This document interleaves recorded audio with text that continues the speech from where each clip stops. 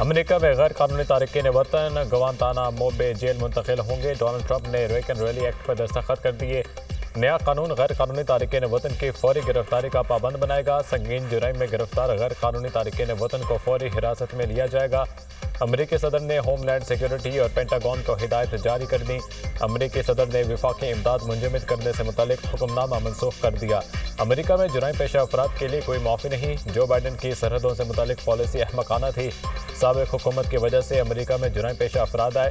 غیر ملکی تنظیموں کو $1.7 ارب کی ادائیگی روک دی گئی۔ حماس غزہ کے فنڈ بم بنانے کے لیے استعمال کر رہی تھی۔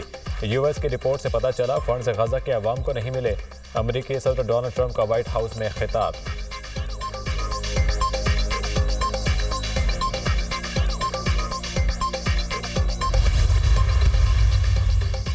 حماس اور اسرائیل میں جنگ بندی معاہدے پر عمل درآمد جاری۔ آج 3 اسرائیلی قیدیوں کو رہائی ملے گی۔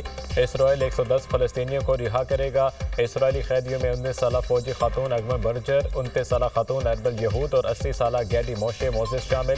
حماس کی جانب سے 5 تھائی باشندوں کی رہائی بھی متوقع۔ 110 فلسطینی قیدیوں میں عمر قید کے 32 قیدی جبکہ 30 بچے بھی شامل ہیں۔ The last 4 years, we've all been under attack. The stuff that the Biden administration did to Pakistan was absolutely disgraceful. We plan on investing billions of dollars in Pakistan across a number of different areas, critical minerals and real estate, energy, technology, AI are all areas that are really needed here. امریکی سرمایہ کاروں کا پاکستان میں سرمایہ کاری کی خواہش کا اظہار۔ سرمایہ کاری کرنے آیا ہوں، مذاکرات نہیں۔ امریکہ پاکستان میں اربوں ڈالر کی سرمایہ کاری کرنا چاہتا ہے۔ پاکستان میں مختلف شعبوں میں سرمایہ کاری کے وسیع مواقع ہیں۔ امریکہ سرمایہ کار مصنوعی ذہانت، ریئل اسٹیٹ، معدنیات میں سرمایہ کاری کے خواہش مند ہیں۔ چاہتے ہیں زیادہ سے زیادہ پاکستانیوں کے پاس اپنا گھر ہو۔ تعمیرات کے شعبے میں جدید ٹیکنالوجی متعارف کرانا چاہتے ہیں۔ 1 ماہ میں 30 منزلہ عمارت تعمیر ہو سکے گی۔ آئل اور گیس سیکٹر پر بھی پاکستان میں کم توجہ دی گئی ہے۔ امریکی ارب پتی سرمایہ کاروں کے وفد کے سربراہ جینیفر بیچ کی صحافیوں سے گفتگو۔ رچرڈ گرینیل کو ڈیپ فیک ٹیکنالوجی سے گمراہ کیا گیا۔ امریکہ میں پاکستان بارے غلط فہمیاں پیدا کرنے کی کوششیں کی گئیں۔ ماضی میں امریکی عوام کو پاکستان کی حقیقی تصویر نہیں دکھائی گئی۔ پاکستان کی موجودہ قیادت امریکی قیادت کے ساتھ مکمل ہم آہنگ ہے۔ بائیڈن حکومت کا پاکستان کے ساتھ رویہ مناسب نہیں تھا۔ ٹرمپ کی سربراہی میں پاکستان کے ساتھ تعلقات کے نئے دور کا آغاز ہو رہا ہے۔ جینیفر بیچ۔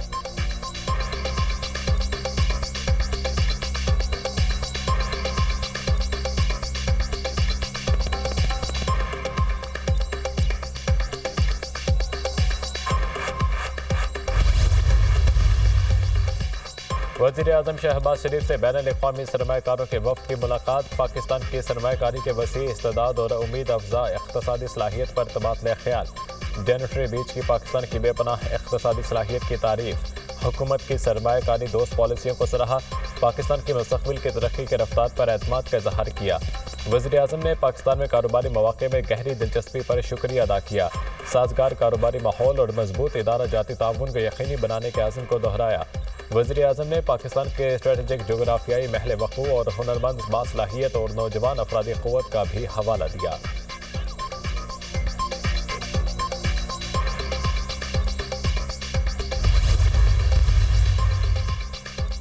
رچرڈ گرینیل کے ٹویٹ۔ دنیا نے دیکھے ہیں، ہم نے کسی کو اپروچ نہیں کیا۔ امریکہ سے سرکاری وفد نہیں آیا، یہ پرائیویٹ دورے پر پاکستان آئے ہیں۔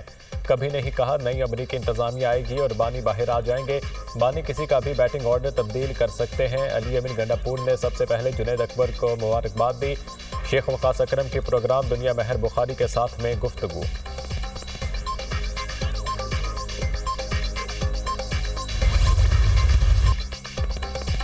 متنازع پیکا ایکٹ ترمیمی بل باقاعدہ قانون بن گیا۔ صدر مملکت آصف علی زرداری نے متنازع پیکا ایکٹ ترمیمی بل کی توثیق کر دی۔ صدر آصف علی زرداری کے دستخط کے بعد متنازع پیکا ایکٹ قانون بن کر نافذ العمل ہو گیا۔ صدر آصف علی زرداری نے ڈیجیٹل نیشن پاکستان بل 2025 کی بھی منظوری دے دی۔ صدر مملکت نے national commission on the status of women ترمیمی بل 2025 کو بھی توثیق کر دی۔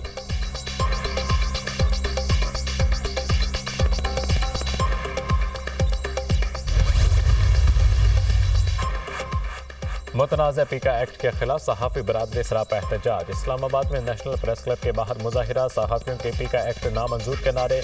صحافیوں کا متنازع پیکا ایکٹ کے خلاف جدوجہد تیز کرنے کا اعلان۔ صدر مملکت نے بل پر دستخط کر کے مایوس کیا ہے۔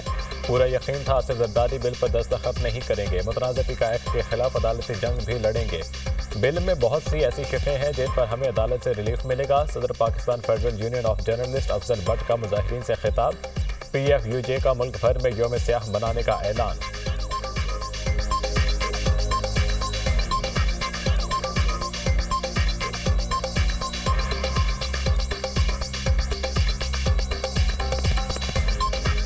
صدر مملکت نے اس بل پر دستخط کر کے ہم سب کو مایوس کیا ہے۔ صدر مملکت کے دستخط کرنے کے بعد اب ہمارے پاس دو راستے ہیں۔ ایک راستہ جدوجہد کا راستہ ہے اور دوسرا ہمارے پاس آئینی راستہ ہے کہ ہم عدالت میں اپنی جنگ لڑیں گے۔ ڈی جی ایف آئی اے احمد اسحاق جہانگیر کو عہدے سے ہٹا دیا گیا۔ وزیر اعظم شہباز شریف نے ڈی جی ایف آئی اے کو عہدے سے ہٹانے کی ہدایت کی۔ یونان کشتی حادثے سے متعلق تفصیلی رپورٹ پیش نہ کرنے پر وزیر اعظم نے برہمی کا اظہار کیا تھا۔ اہم انکوائریز کو بروقت مکمل نہ کر کے وزیر اعظم ڈی جی ایف آئی اے کی کارکردگی سے مطمئن نہیں تھے۔ احمد اسحاق جہانگیر کو او ایس ڈی بنا دیا گیا۔ ایڈیشنل ڈائریکٹر جنرل ایف آئی اے جان محمد کو ڈی جی ایف آئی اے اضافی چارج دے دیا گیا۔ وزارت داخلہ کی جانب سے نوٹیفیکیشن جاری۔ نئے ڈی جی ایف آئی اے کی تعیناتی کے لیے 3 نام سامنے آ گئے۔ سلمان چودھری، ڈاکٹر عثمان انور، راجہ رفعت مختار کے نام زیر غور۔ اختر حیات آئی جی خیبر پختونخوا کے عہدے سے فارغ۔ ذوالفقار حیدر، ذوالفقار حمید آئی جی خیبر پختونخوا تعینات۔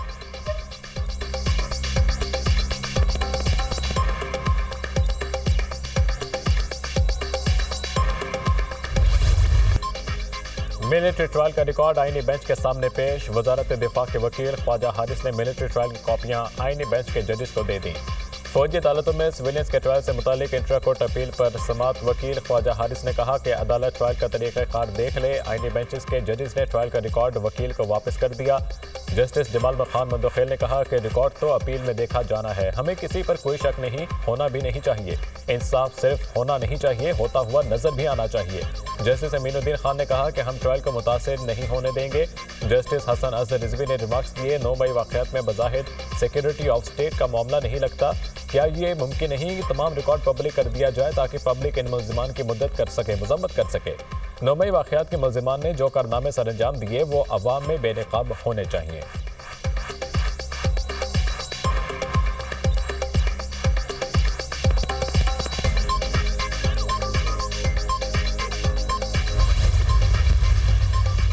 ملٹری ٹرائل کس بنیاد پر چیلنج ہو سکتا ہے؟ جسٹس جمال خان مندوخیل کا وکیل وزارت دفاع سے استفسار۔ مجاز عدالت نہ ہو، بدنیت پر مشتمل کارروائی چلے یا اختیار سماعت سے تجاوز ہو تو ٹرائل چیلنج ہو سکتا ہے۔ اگر ملٹری ٹرائل میں کوئی ملزم اقبال جرم کر لے تو اسے اسلامی قانون کے تحت رعایت ملتی ہے۔ خواجہ حارث کا جواب۔ جسٹس جمال خان مندوخیل نے کہا اقبال جرم تو میجسٹریٹ کے سامنے ہوتا ہے۔ وکیل نے جواب دیا وہ معاملہ الگ ہے، جج اور ایڈوکیٹ جنرل حلف اٹھاتا ہے کہ غیر جانبداری کو برقرار رکھے گا۔ کیا تفتیش چارج فریم سے پہلے ہوتی ہے؟ جسٹس مسرت ہلالی کا وکیل سے استفسار۔ چارج فریم ہونے کے بعد شامل تفتیش کیا جاتا ہے۔ خواجہ حارث کا جواب۔ اگر ملٹری ٹرائل اتنا ہی اچھا ہے تو پھر سارے کیس ان کو ہی بھجوا دیں۔ وکیل لطیف کھوسہ کے دلائل۔ وکیل خواجہ حارث کی آج دلائل مکمل کرنے کی یقین دہانی۔ سپریم کورٹ میں کیس کی سماعت آج پھر ہوگی۔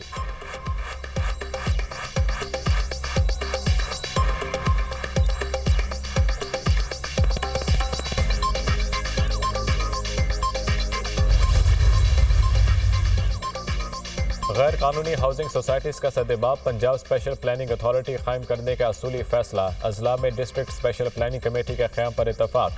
کمرشل، رہائشی اور زرعی زمینوں کی زوننگ کی جائے گی۔ وزیر اعلیٰ پنجاب کی زیر صدارت اجلاس۔ کمرشل اور رہائشی علاقوں کے الگ الگ یکساں کلر اور ڈیزائن کی تجویز کا جائزہ۔ ہاؤسنگ سیکٹر کی زیر التوا درخواستیں فوری نمٹانے کا حکم۔ ٹاؤن پلاننگ مستحکم مستقبل کی ضمانت ہوتی ہے، مریم نواز کی گفتگو۔ وزیر اعلیٰ پنجاب کا راولپنڈی رنگ روڈ کا اچانک دورہ، فضائی جائزہ بھی لیا۔ منصوبے کا دائرہ بڑھانے کی ہدایت۔ مریم نواز کی منصوبہ دسمبر تک مکمل کرنے کی dead line. Rawalpindi ring road منصوبے کی تکمیل سے ٹریفک کا درینہ مسئلہ حل ہو جائے گا، معاشی اور کاروباری سرگرمیوں میں بھی اضافہ ہوگا۔ منصوبے کی تکمیل کے لیے فنڈز کی فراہمی یقینی بنائی جائے گی، مریم نواز کی ہدایت۔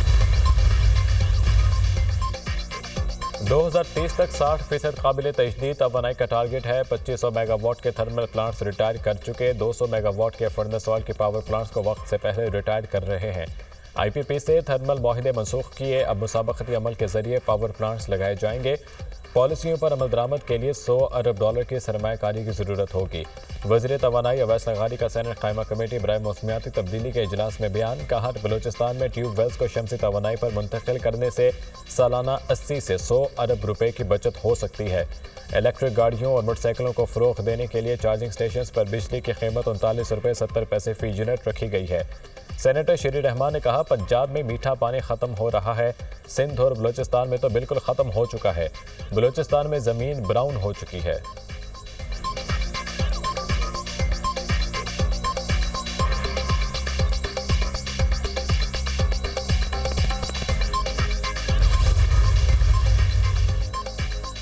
ایف بی آر کا ملک بھر میں کاروباری شعبے کو دستاویزی شکل دینے کا فیصلہ ڈیبٹ کریڈٹ کارڈ سمیت ہر قسم کے ٹرانزیکشنز کا ریکارڈ مرتب کیا جائے گا پوائنٹ آف سیل پر ٹرانزیکشنز کی سی سی ٹی وی نگرانی بھی ہوگی ہر قسم کے کاروبار کو ایف بی آر کے کمپیوٹر سسٹم سے منسلک کیا جائے گا e invoicing hardware software F B R computerize system سے منسلک کرنا ہے ایف بی آر نے سیلز ٹیکس رولز 2006 میں ترمیم کا نوٹیفیکیشن جاری کر دیا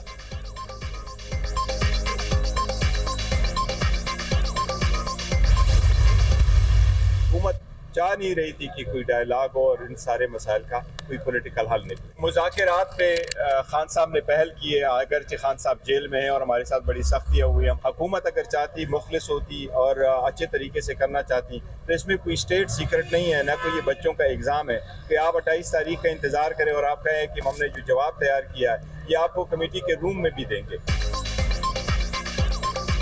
حکومت نہیں چاہتی مذاکرات ہوں اور کوئی حل نکلے ہم پر سختیاں کی گئیں پھر بھی مذاکرات میں پہل کی حکومت سنجیدہ ہوتی تو اپنا جواب دیتی آرمی چیف کے علاوہ کسی سے ملاقات نہیں ہوئی مذاکرات کے دروازے ہم نے نہیں حکومت نے بند کیے حکومت مذاکرات میں پہلے ہی سنجیدہ نہیں تھی ہمارے صرف 2 مطالبات تھے سیاسی قیدیوں کی رہائی اور کمیشن کا قیام 1 ماہ مذاکرات ہوئے کوئی حل نہیں نکلا پیکا ایکٹ کالا قانون ہے کسی صورت قبول نہیں کرتے 8 فروری کو صوابی میں تاریخی جلسہ ہوگا صوبے میں کوئی تبدیلی نہیں آ رہی علی امین پر مکمل اعتماد ہے chairman P T I barrister Gohar کی میڈیا ٹاک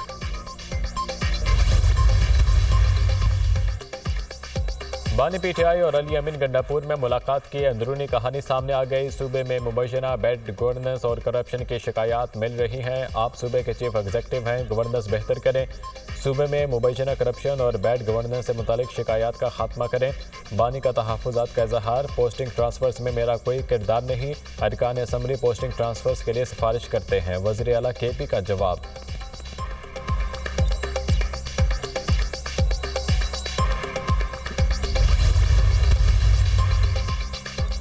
تنازعات کے متبادل حل کی ضرورت ہے ہر تنازع عدالت میں جاتا ہے عدالت سب سے آخری آپشن ہونا چاہیے ہر کیس عدالت میں لے جانے کے بجائے مصالحت اختیار کرنی چاہیے ضلعی عدالتوں میں 24 لاکھ کیس التوا ہیں عالمی سطح پر 10 لاکھ لوگوں پر 90 ججز ہمارے پاس 13 ہیں ہمیں 15 سے 20 ہزار ججز کی ضرورت ہے مقدمات نمٹانے میں ایک نسل گزر جاتی ہے ثالثی سے متعلق قوانین میں جدت کی ضرورت ہے جسٹس منصور علی شاہ کا متنازعات کے متبادل حل کے موضوع پر سیمینار سے خطاب ثالثی کے معاملے میں پاکستانی عدالتوں نے بہت سے فیصلے دیے ہیں ثالثی کے ذریعے سرمایہ کاروں کو اعتماد فراہم کیا جا سکتا ہے لاہور ہائی کورٹ کے جسٹس جواد حسن